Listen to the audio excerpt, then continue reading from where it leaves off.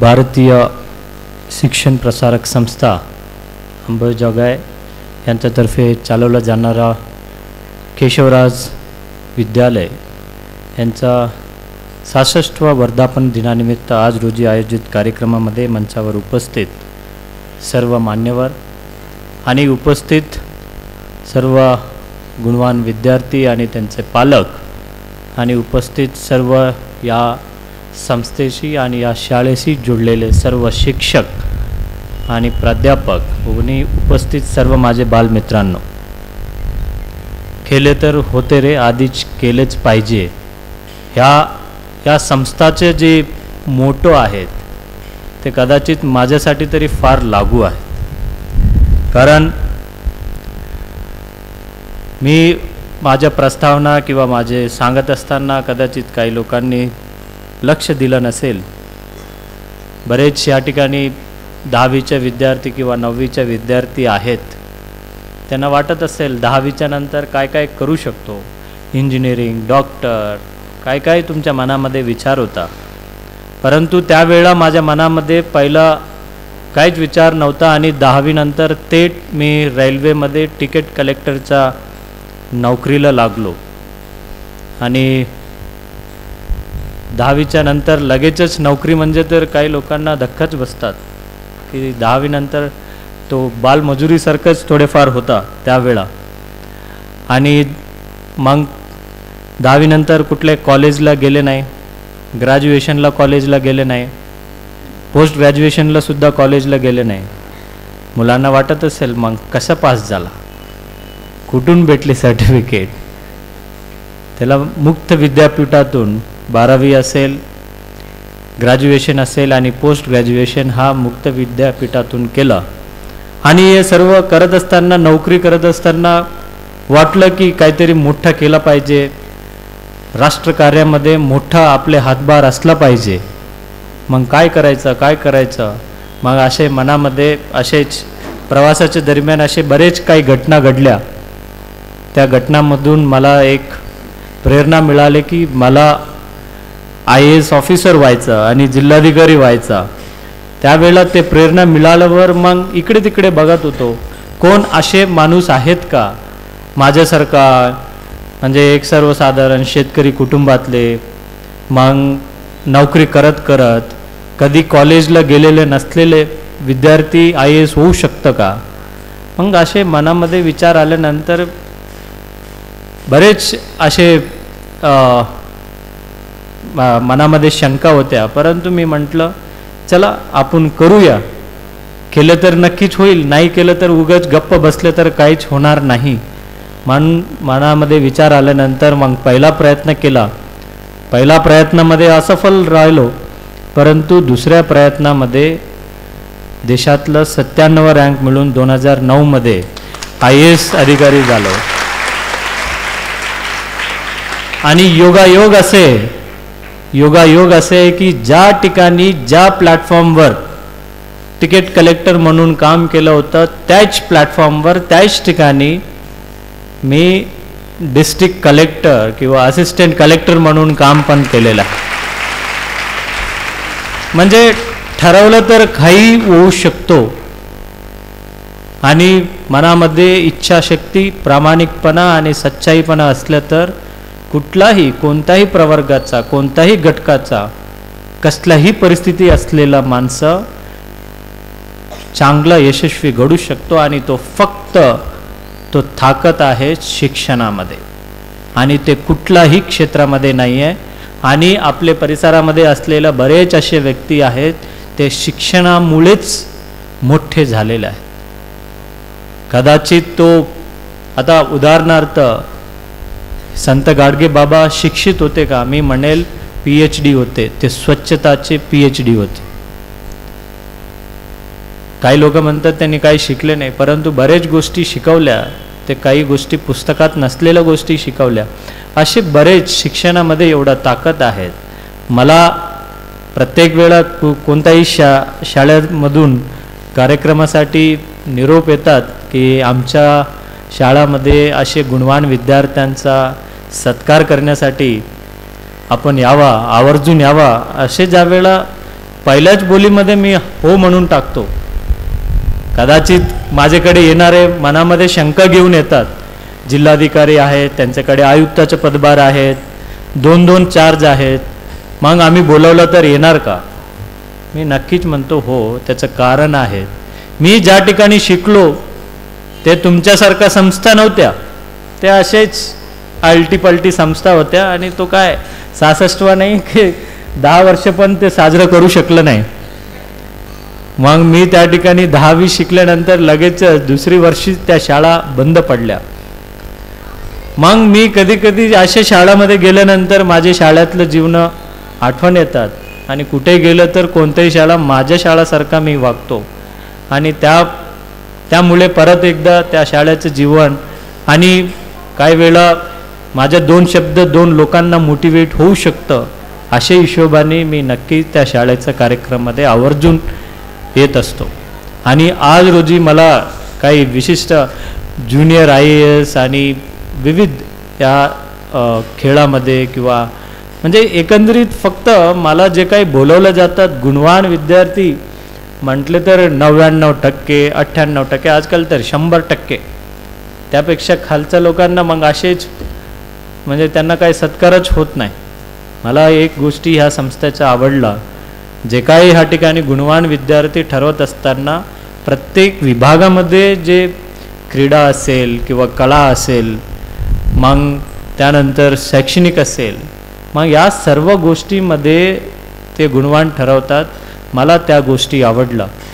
आणि दुसऱ्या एक गोष्टी आहेत, हा शाळा तो टिपिकल शाळा नाही आहे, ते फक्त इंग्रजी माध्यम, इंग्रजी मीडियम ते शिकवलं जातात. मला पालकांनासुद्धा मला धन्यवाद द्यायचे की तुम्ही अशा शाळामध्ये ॲडमिशन घेतलं. त्या शाळा मराठी, सेमी इंग्लिश अशा गोष्टी, नाहीतरी काय ते आजकाल काही कष्ट करून शेतीवर कर्ज घेऊन सुद्धा मोठे इंग्लिश मीडियममध्ये शिकवायचा, मोठे शाळामध्ये शिकवायचा, त्यामधून मोठे होत नाही राजा. मोठे होतो त्या ठिकाणी संस्कार घडवलं जातं. आणि अशा एक संस्था मला या ठिकाणी दिसतं.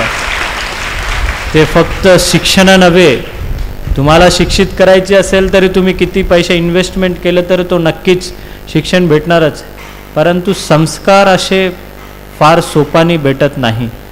आणि काही असे संस्था आहेत अजूनही भारत संस्कार, भारतीय संस्कृती ते जपवण्याचा आणि त्याला मोठं करण्याचं काम या ठिकाणी करत आहेत. आणि मला त्या सर्व मुलांना सांगायचे आहे की ज्या मुलांना इंग्रजीबद्दल फार फॅड आहेत, फार मला म्हणेल की याड आहे की अरे मी कोण आहे, मी कुठला आहे, मी मूळ कर्नाटकचा, मी मूळ कन्नडी बोलणारा माणूस. आणि आंध्रामध्ये तेलुगू, माझ्या आई तेलुगू आहे आणि त्या ठिकाणी मी शिकलो. आणि आज मी कर्मभूमी इथं महाराष्ट्र आहेत आणि मी कोणत्या भाषेत बोलतो तुमच्याशी. मी IAS ऑफिसर असेल, फाडफाड इंग्रजी म्हणजे 10 शब्द बोलला असता, कदाचित तुमच्या डोक्यातून वर गेला असता. मला मुद्दामून ह्या गोष्टी या ठिकाणी म्हणायचं की तुमच्या मातृभाषा तो तुमचा पक्का असला पाहिजे. आणि तुम्ही मराठीमध्ये किती मोठा होऊ शकतं आणि मराठीच्या किती उंचांक गाठू शकतात आणि आपली मातृभाषा किती चांगलं यशस्वीपणे करू शकतात, हे तुम्ही आवर्जून ते केलं पाहिजे. आणि त्यानंतर काय इंग्लिश असेल, जापनीज असेल, चायनीज असेल, फार सोपं आहे. माझ्या मराठी चांगलं आहे का? 100 पैकी किती मिळणार माझे गुण? 70-80 तरी ढकलम पास तरी नाही आहे मी. म्हणजे तुम्ही तुमच्या मातृभाषा व्यवस्थित जर बोलल्या तर नक्कीच कोणताही भाषा तुम्हाला अवघड होत नाही. बरेच लोक आपल्या मातृभाषा सोडून दुसऱ्या फलत्याड भाषा काहीतरी शिकून त्या घरात काय बोलू शकणार नाही, कुठं बोलू शकणार नाही, उगाच इंग्रजी मीडियम म्हणून त्या ठिकाणी हजार रुपये घातले जातात आणि नंतर वाटतं की माझा मुलगा इंग्रजी बोलला पाहिजे. I don't think so. आणि आता भारत एक वेगळ्या दिशेने चालू आहे. माननीय पंतप्रधान ज्या पद्धतीने भारताचा एक आगळा वेगळा भूमिका पूर्ण विश्वामध्ये निर्माण केलेले आहेत आणि प्रत्येक लोक भारताकडे आता बघू लागल्यात. बाहेरचं लोक हिंदी शिकू लागलेत, बाहेरचे लोक आपल्या भाषा शिकू लागल्यात. मग आपण इथून पळण्याचा वाट बघत आहे. कदाचित ते दुर्दैवीची बाब असेल. इंग्रजी is just a language, is not your life. आणि ते आपले मातृभाषावर तुम्ही किती चांगला पकड ठेवू शकतात, किती चांगला यशस्वी होऊ शकतात, त्या गोष्टीचा तुम्ही प्रामाणिक प्रयत्न करावा. आणि मुलांनी ठरवा आणि तुम्ही मोठे स्वप्न बघा, छोटे स्वप्न तुम्ही अजिबात बघायचं नाही. मोठे स्वप्न बघा आणि ते यशस्वी होऊ शकतं. प्रत्येक स्वप्नाला तेवढंच प्रयत्न करावा लागतो. फक्त काही लोक छोटे स्वप्न ठेवून मग ते तिकडेच थांबून जातात आणि काही लोक मोठे स्वप्न न बघता, त्यांच्याकडे कॅपॅसिटी असतं, त्यांच्या क्षमता असतं, परंतु क्षमता असताना सुद्धा ते फक्त तुम्ही छोटे स्वप्न ठेवल्यामुळे मग तिकडेच तुम्ही थांबून जाता. तुम्हाला कोणत्याही गोष्टी म्हणजे शिक्षणामुळे मोठे होणाऱ्या गोष्टी ते तुमच्या हातामध्ये आहेत. तुम्ही जेवढं ठरवू शकता तुम्ही तेवढा उंचांक गाठण्याचे तुम्ही निर्णय घ्याल, तुम्ही तेवढा मोठा होणार आहे. त्यामुळे सर्व लोकांना परत एकदा शुभेच्छा आहेत. जे जे लोकांना मी ज्युनियर IASचं सर्टिफिकेट दिलेलं आहे त्या सर्व लोकांचे मी वाट बघणार आहेत की तुम्ही परत कधी सिनियर IAS कधी होणार. आणि या संस्थातून ह्या लोकांनी किती मोठं होऊ शकणार मी वाट बघणार आहेत. कदाचित त्यावेळेला मी सेक्रेटरी असेल, तुम्ही कोणत्या तरी जिल्ह्याचे जिल्हाधिकारी त्यावेळेला असणार आहेत. आणि नक्कीच तुमच्या सर्व लोकांना शुभेच्छा. आणि विशेष करून मला शिक्षकांना एक गोष्टी सांगायची आहे की don't underestimate any children, because many teachers underestimated me. की बरेच लोकांना वाटत होतं हे काय मागे बसणारा, टिंगला टोले करणारा, काय म्हणतात ते नॉटी बॉय, ते काही होऊ शकत नाही.